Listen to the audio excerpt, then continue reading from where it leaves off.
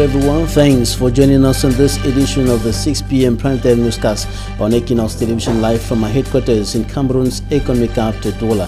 I am Bable Jonathan in a lone top story in this edition of the primetime news. Despite stiff criticism from members of the civil society and politicians who have qualified President Paul Biya's emergency aid plan to displaced persons in the northwest and southwest regions of the country and those in Nigeria as a misplaced priority, government decides to begin implementation next week. Territorial Administration Minister Paul Atanganji made this information public during an interministerial ad hoc committee meeting in the nation's political capital, Yaoundé, yesterday.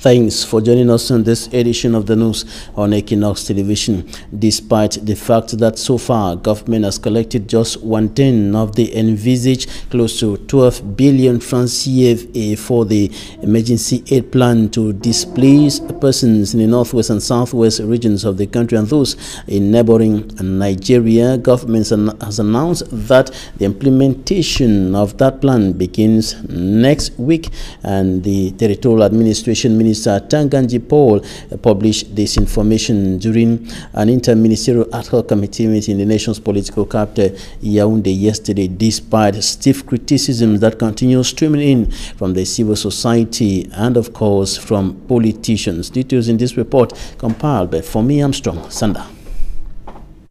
At the time when the collection of funds is still ongoing, the government announces the start of work for the interministerial committee charged with the implementation of the National Emergency Humanitarian Plan by next week.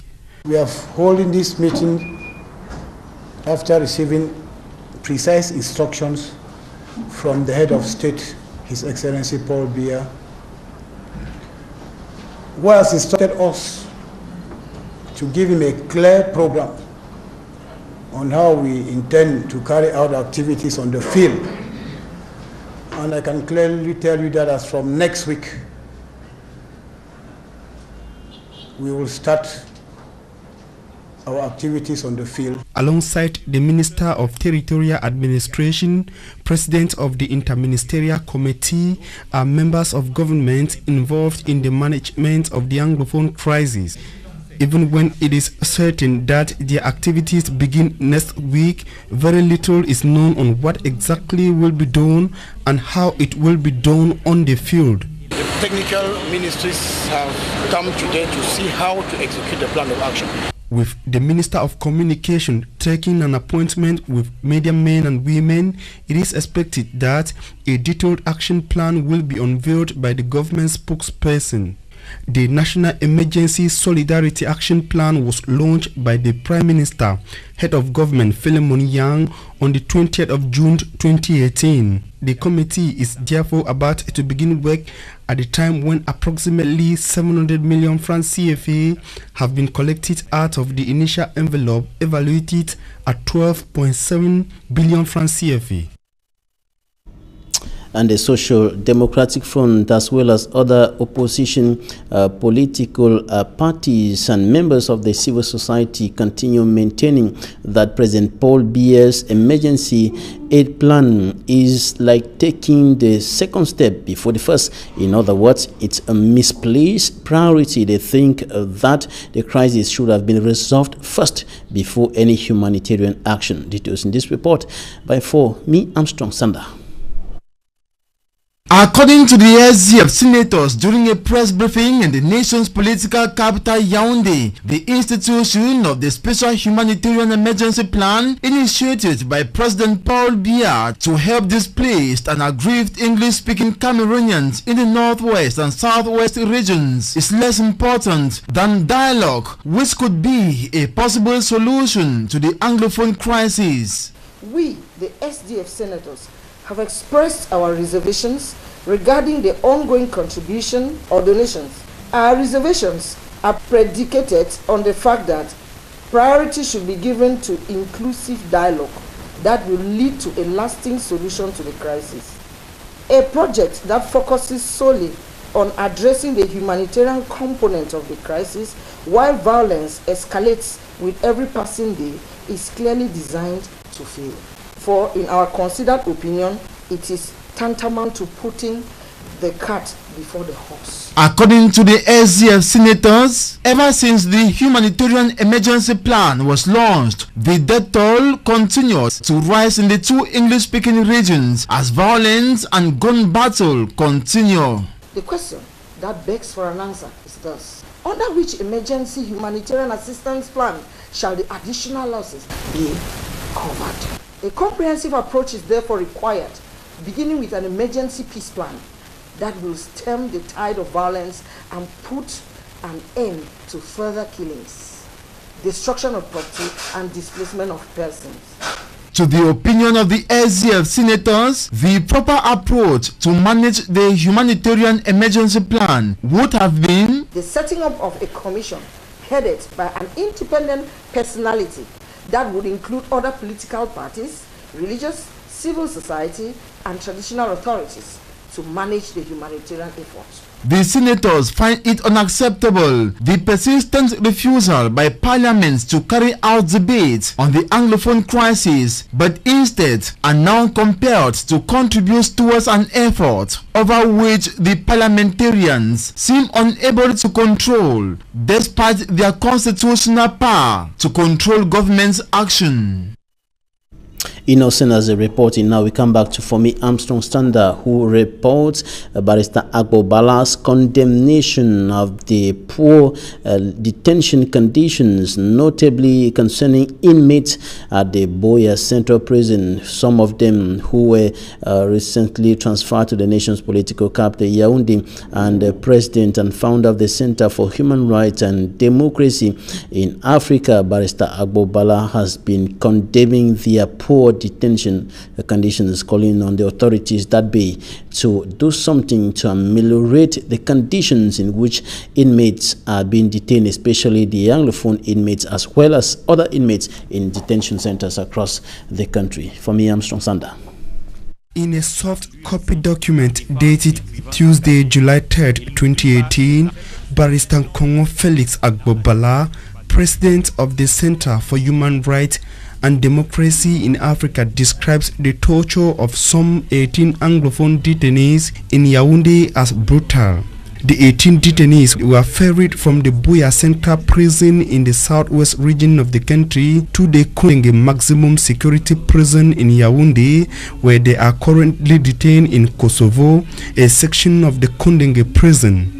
The barrister says these detainees have been kept in tight chains and being brutally tortured by prison guards who repeatedly call them Ambazonians. He added that some of them are suffering from injuries, with one having a broken hand and another a decaying wound, in what he termed a repeated pattern of treatment upon Southern Cameroonians and alleged separatists. The human rights advocate says none of their rights are being respected, the presumption of innocence seemingly inexistent, and authorities act with impunity. He further revealed that the brutal torture of these new detainees by prison guards in Yaoundé prompted a strike action by other Anglophone inmates who felt the pains of their brothers.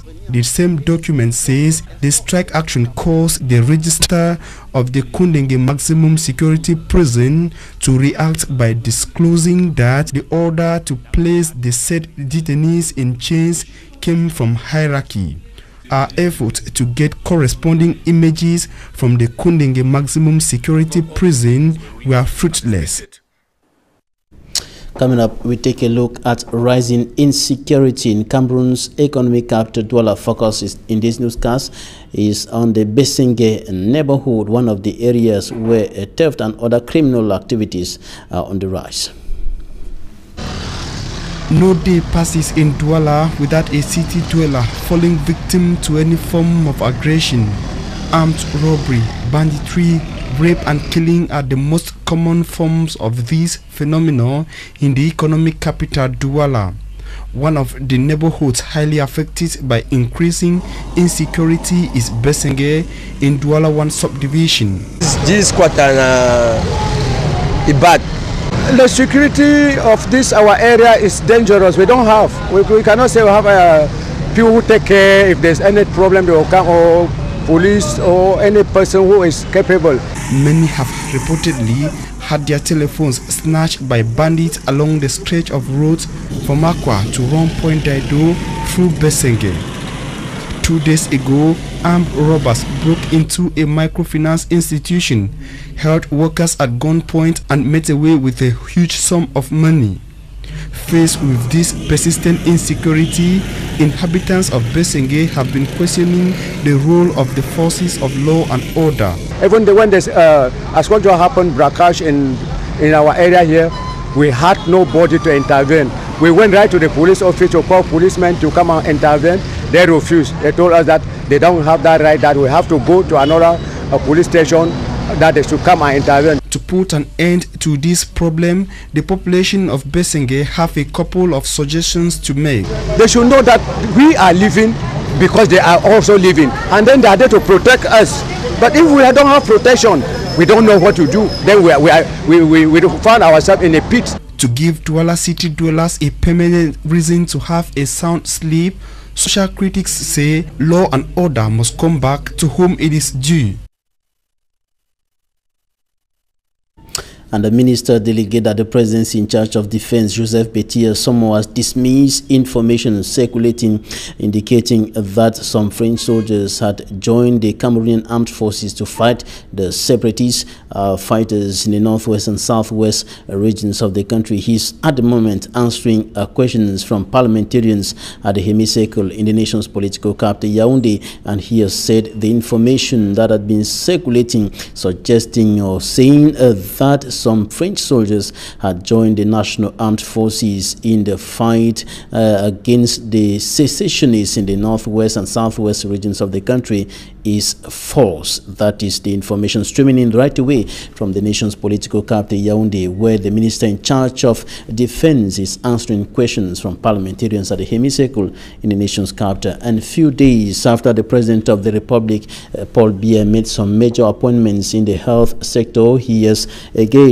appointed other top officials. He has appointed Adum Garwa as board chairman of the National Institute of Youth and Sport, that is NGS, in the nation's political capital, Yaoundé, and Galega Fe Helen Kwanga is now the new board chair of the National School of Administration and Magistracy, ENAM, and of course Ebal Manye Edmond and Wadum Fofu Chamberlain will serve as Director General and Deputy Director General of the National Institute of Youth and Sports, respectively. Now we take a look at efforts to solve the energy crisis in the Republic of Cameroon. It should be noted that Cameroonians from the big cities to the hinterlands are lamenting every day over power failure, and in some areas no supply of electric energy. Details in the upcoming report. Inadequate or no supply of electric energy and recurrent power failure are problems affecting several parts of the Republic of Cameroon, from big cities to the hinterlands. The situation on the ground is that a day cannot pass by without power failure or low voltage. Quand il y a baisse de tension, on n'est même pas capable de voir un seul match de football. In the quest for a change, members of parliament say renewable energy is an important therapy to the energy supply deficiency in Cameroon. Les énergies renouvelables.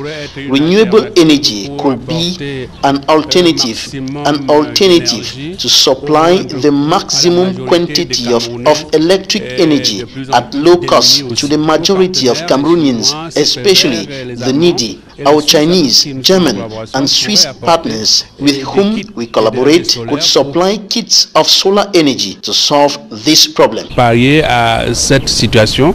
Energy Production and Distribution Company, ENEO, says Nous aimerions renforcer. It wants to support government's policy on renewable energy, considering the ever-rising demand of energy, of electric energy in Cameroon. Vertigineuse de la demande en énergie. ENEO a réalisé à Djoum. It has already established a close to 186 kilowatt solar energy plant in Djoum. La plus grande difficulté qu'on peut relever, c'est... Meantime, a major challenge highlighted by ENEO that should be cleared up is the lack of political will to accelerate legislative mechanisms and government's energy supply policies. La politique d'approvisionnement. Hundreds are dying, thousands are missing every day en route to Europe through the sea, and many continue undertaking the perilous journey, especially Africans, people coming from African nations. A second migrant ship has docked in Spain, courtesy Euronews. A ship run by the Spanish proactive Open Arms charity carrying 60 migrants has arrived in Barcelona. It's the second ship to dock in Spain recently after Italy and Malta closed their ports to boats carrying migrants. There are various nationalities on board, including Palestinians, Syrians and Ghanaians. Well, the conditions are good. The health conditions are good. We have a medical team on board. They check everybody. They are happy because they are going to arrive to Europe. They have the hope to start a new life, but at the same time, people suffer a lot of. The Spain they suffer tortures, all kind of abuse in Libya. It comes after the first ship, the Aquarius, landed at Valencia 2.5 weeks ago with around 630 migrants. They'd been at sea for over a week and were at the centre of tensions in Europe over the migration policy. Coming up, the smart side of the World Cup.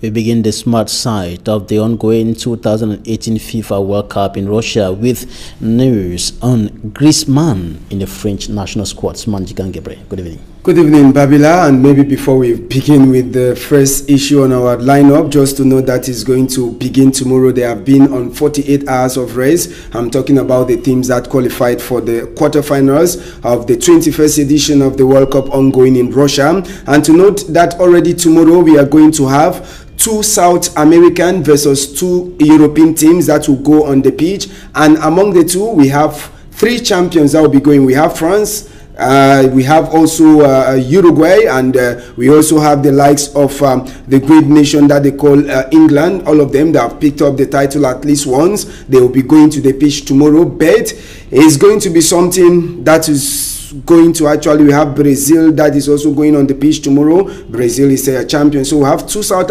Americans and of course 2 European nations, but 1 or 2 of them are sure to pack home. As you rightly put it, on our package this evening we begin to talk about Frenchman. They call him Antoine Griezmann. Antoine Griezmann, as we can look, if we have to go through his profile as a French national player, he has scored a total number of 6 goals and 2 assists, and of course Antoine Griezmann is in his last 5 games in the knockout stage in major tournaments. Those are the goals he has scored, and he is one of the key players that France will be counting on tomorrow when they confront their opponents of the day, which is none other than Uruguay. Remember, both sides have once tasted the World Cup and they know what it means to carry that Gold trophy at the end of the day.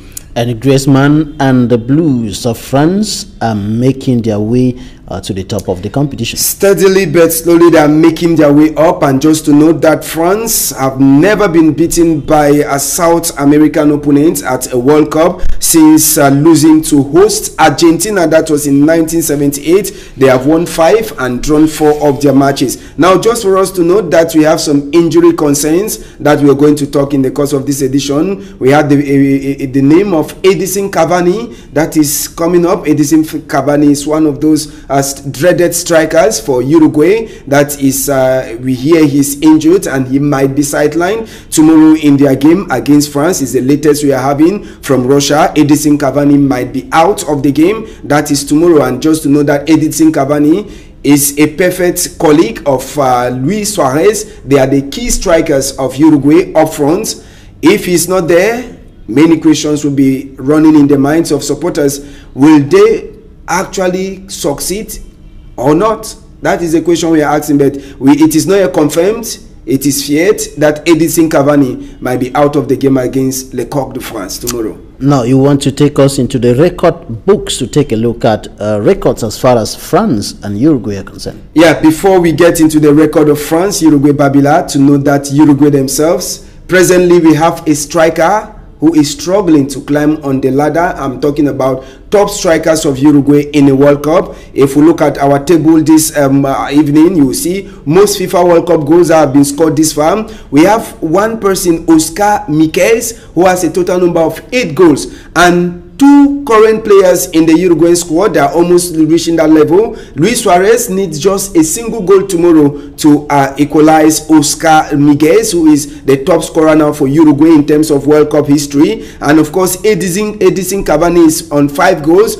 Should he score 2 goals, then he's going to meet up with, or 3 goals, he's going to meet up with Oscar Miguez. And should they continue in the competition now? For if you have to look at the table, Oscar Miguez 8 goals, Luis Suarez 7 goals, Diego Forlan with 6 goals, Edison Cavani 5 goals, and Pedro Sia 5 goals alongside Juan Alberto Chafino, who is also on 5 goals. So these 2 dreaded strikers, Luis Suarez and Cavani, maybe this is the World Cup for them to make history playing with Uruguay. So it is an opportunity for them to equalize the record, and why not? And they may move up the ladder again when they meet France. When they meet France and they qualify to continue the tournament, and the goals keep on coming, and they are the ones who score fine, they will beat the records, their own personal record, and maybe a record that the nation of Uruguay is going to keep. Now, talking about the records between Uruguay and France, if we have to look at the records in the FIFA World Cup 2018, we have the records already on our on our board.